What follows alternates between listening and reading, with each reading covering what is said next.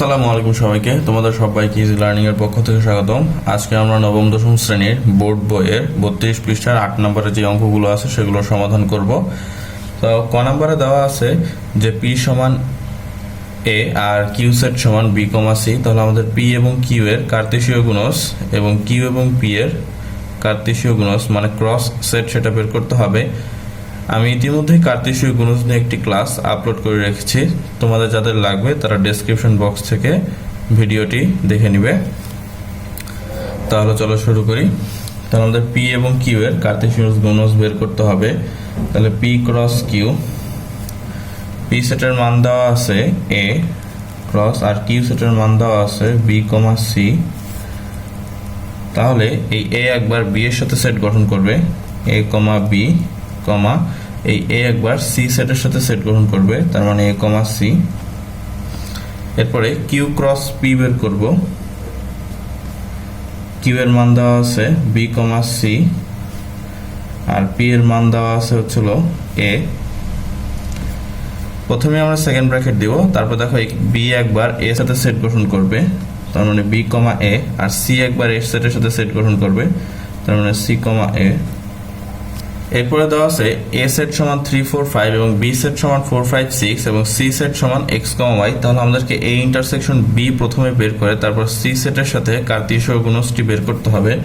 তাহলে আমরা A intersection B এর মান সর্বপ্রথমে বের করি। এ এর মান হচ্ছে 3 4 5, ইন্টারসেকশন বি এর মান হচ্ছে 4 5 6। তাহলে দেখো এ সেটে 3 রয়েছে কিন্তু বি সেটে 3 নেই, তার মানে 3 যাবে না, কারণ ইন্টারসেকশন মানে হলো যে উপাদানগুলো মিলবে শুধুমাত্র সেই উপাদানগুলোই যাবে। দেখো এখানে 4 5 আছে, এখানেও 4 5 আছে, তার মানে 4 5 যাবে। এখানে 6 আছে কিন্তু এখানে 6 নাই, 6 যাবে না।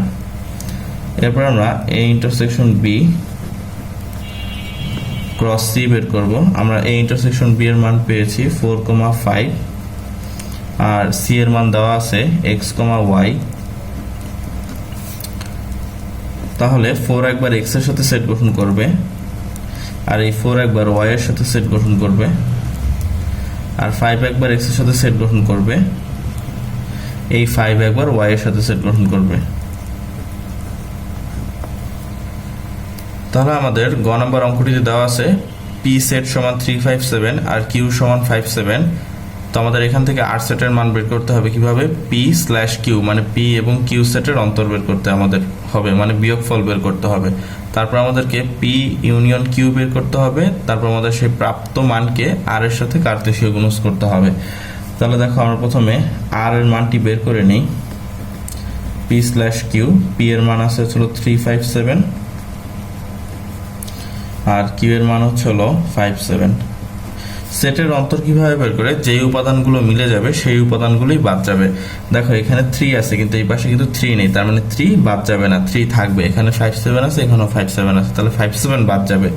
তাহলে আমাদের আর সেটের মান হচ্ছিল 3। এরপর আমরা পি ইউনিয়ন কিউ বের করব। পি এর মান হচ্ছে 3 5 7 ইউনিয়ন কিউ এর মান হচ্ছে 5 7। তাহলে ইউনিয়ন মানে হচ্ছিল উপাদানগুলো মিললেও যাবে না মিললেও যাবে। দেখো এখানে 3 আছে, এখানে কোথাও 3 নেই, তার মানে 3ও যাবে। এখানে 5 7 আছে, এখানেও 5 7 আছে, আমরা 5 7ও নিব। এরপর আমরা পি ইউনিয়ন কি এর সাথে আর সেটের ছিল কার্তেশীয় গুণজ বের করব। তাহলে আমাদের পি ইউনিয়ন কিউ এর মান আমরা পেয়েছি হচ্ছিল 3 5 7 আর আমরা আর সেটের মান পেয়েছি হচ্ছিল 3। তাহলে প্রথমে সেকেন্ড ব্র্যাকেট দিয়ে এই 3 একবার 3 এর সাথে সেট গঠন করবে, এই 5 একবার 3 এর সাথে সেট গঠন করবে, এই 7 একবার 3 এর সাথে সেট গঠন করবে। তাহলে আজকের ক্লাসটি এই পর্যন্তই। তোমাদের যদি ক্লাসটি ভালো লেগে থাকে তাহলে অবশ্যই লাইক কমেন্ট শেয়ার এবং সাবস্ক্রাইব করে দিবে। তাহলে ধন্যবাদ সবাইকে।